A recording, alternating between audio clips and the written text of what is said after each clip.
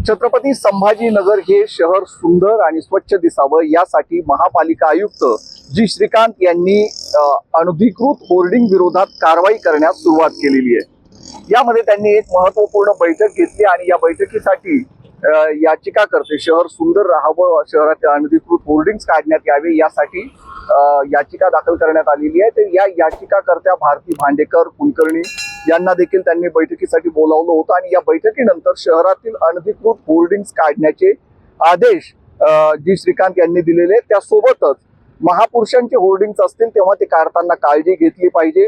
हे होर्डिंग काढताना कोणताही अनुचित प्रकार घडणार नाही, कुठेही काही वेगळं काही घडू नये अशा पद्धतीनं कारवाई केली पाहिजे असं जी श्रीकांत यांनी सांगितलेलं आहे। त्यासोबतच त्यांनी एक महत्त्वाचा निर्णय घेतलाय आणि तो म्हणजे अनधिकृत होर्डिंग्स छपाई करणाऱ्या प्रिंटर्स वरतीच कारवाई करण्याचे आदेश जी श्रीकांत यांनी दिलेले।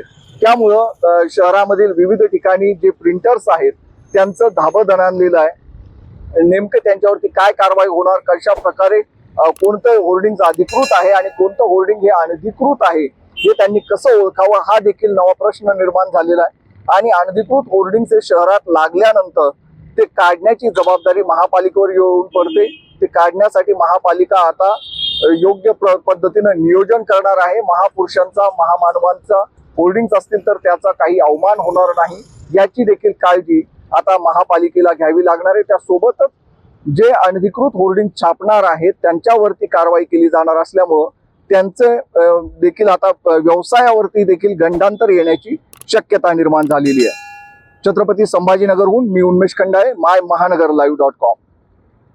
अशाच प्रकारचे राजकीय बातम्या आणि व्हिडिओसाठी माय महानगर लाईव्ह या आमच्या YouTube चॅनलला अजून सबस्क्राईब केलं नसेल तर सबस्क्राईब नक्कीच करा आणि हा व्हिडिओ तुम्हाला आवडल्यास लाईक आणि शेअर करायला विसरू नका।